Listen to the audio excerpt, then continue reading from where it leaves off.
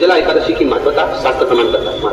अब निर्जला के दिन शिव महापुराण की कथा कहती है, स्कंद पुराण कहती है कि आप वर्ष भर की एकादशी का क्रम भले ना करें, पर निर्जला एकादशी के दिन जो तुलसी हम ठाकुर जी को समर्पित करते हैं, वो तुलसी, ध्यान में देना, वो तुलसी अगर मान लो आपके पास में रखी है,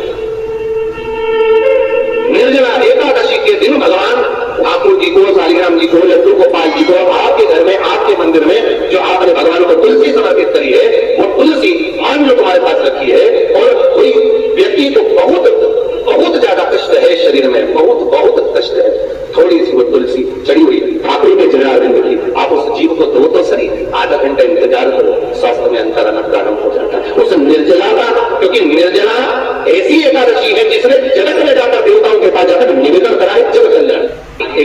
निर्जला, कितनी सुंदर नाम।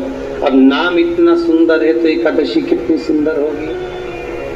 अब एकादशी इतनी सुंदर होगी तो जिस दिन तुम व्रत करोगी एकादशी का, तो तुम कितनी सुंदर होगी, मतलब भगवान कितने प्रेम से स्वीकारेगा कि इसका हृदय कितना सुंदर है। ऊपर की सुंदरता मत देखो साथ, व्रत करने से भीतर की सुंदरता।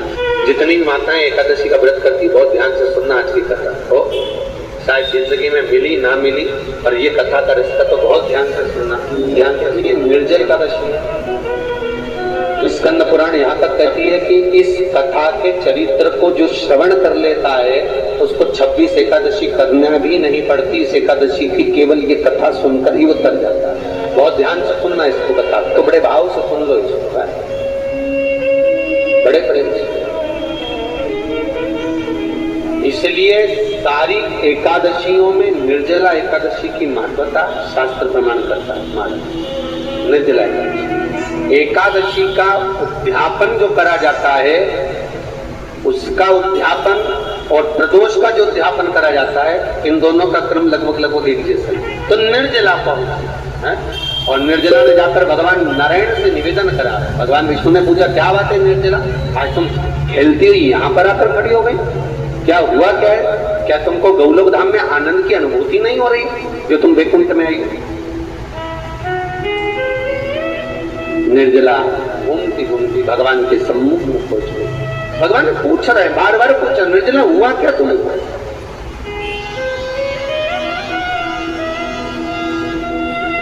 निर्जला है एकादशी, हुआ क्या है तुम्हें? क्या कारण है तुम्हारे यहाँ आने का, वैकुंठ पहुंचने का? बहुत ध्यान देना महाराज, शास्त्र कहता है सोमवार, मंगलवार, बुधवार, गुरुवार, शुक्रवार, शनिवार, ये देवता वो देवता सबके व्रत कर लो, सारे व्रत कर लो, पर ये व्रत आपको परमात्मा के धाम तक लेकर नहीं जा सकते, क्योंकि इनका जो पुण्य है वो मृत्यु लोक में आप थोड़ा सा भी गलत करते हैं तो पुण्य समाप्त हो जाता है।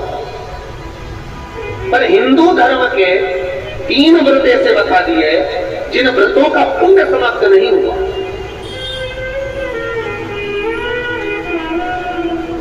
हिंदू धर्म के 3 व्रत ऐसे हो गए जिनका पुण्य समाप्त नहीं हुआ हमारे, जिनका पुण्य प्रबलता में बढ़ता गया। पहले नंबर पर एकादशी,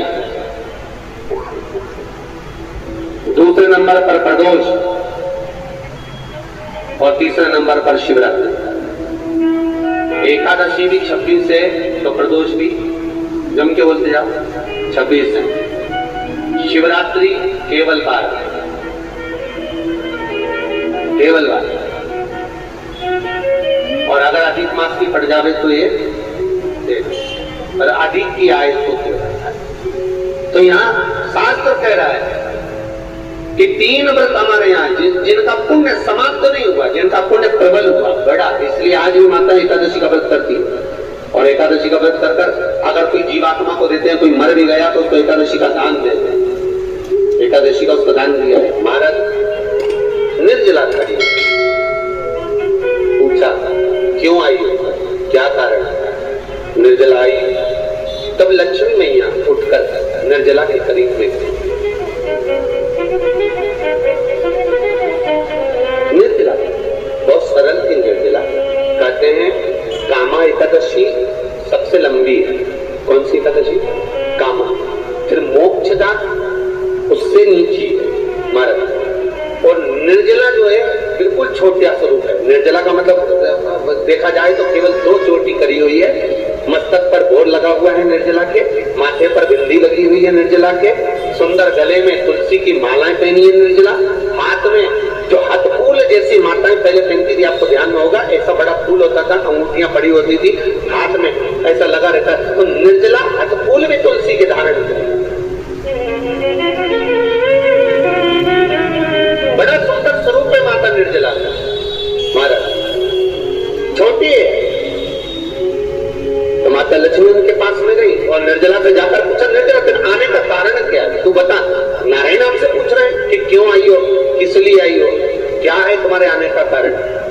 निर्जला ने कहा, मेरी विनती केवल इतनी सी है मां कि मैं चाहती हूं कि मैं जीव के प्राण छूटने के बाद उसके प्राणों को जिस समय मैं लेकर जीवात्मा के प्राणों को परमात्मा तक भेजूं, वैकुंठ तक भेजूं, गौलोक धाम तक भेजूं, उस बीच में मुझे ले जाते समय कई नरक भी बीच में पड़ेंगे, कई स्थान ऐसे बैतरणी आदि का स्थान बीच में आएंगे, तो वो स्थान में मुझे रोका ना जाए,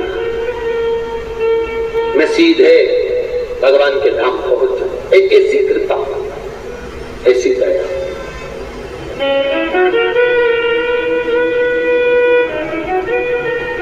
स्कंद पुराण यहाँ तक कहती है कि इस कथा के चरित्र को जो श्रवण कर लेता है उसको 26 एकादशी करना भी नहीं पड़ती। इस एकादशी की केवल ये कथा सुनकर ही वो कर जाता है। बहुत ध्यान से सुनना इसको कथा को। तो ये आपसे पूछे कि एकादशी का जन्म कब हुआ था। मार्गशीर्ष मास की सुंदर कृष्ण पक्ष की एकादशी के दिन जब 11वां दिन था भगवान को सोते हुए, तब भगवान के शरीर से एक कन्या ने, एक स्त्री ने जन्म लिया। 11वें दिन जन्मी, इसलिए भगवान आगे इसका नामकरण संस्कार करेंगे, उसका नाम एकादशी रखेंगे।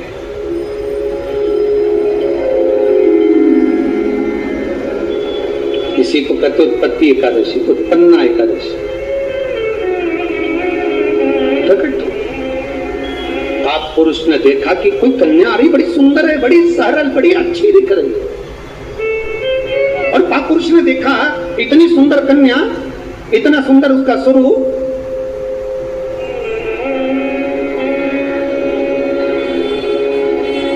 कईयों के मन में बड़ा प्रश्न होता है महाराज जी।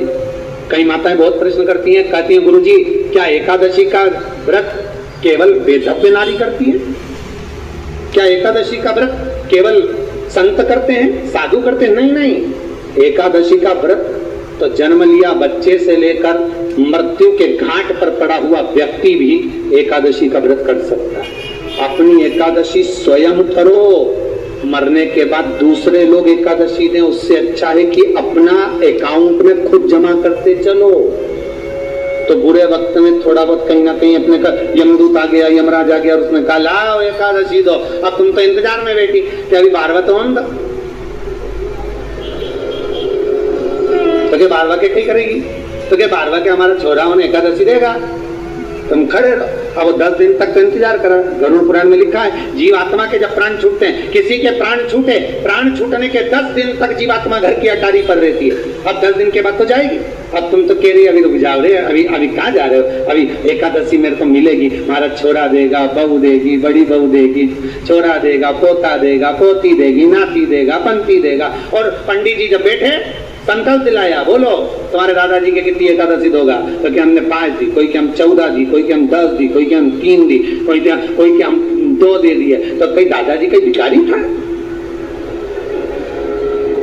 ये दादाजी की कथा नहीं, अपनी कथा। अपन क्या भिखारी है जो दूसरे की एकादशी लेकर जाएंगे?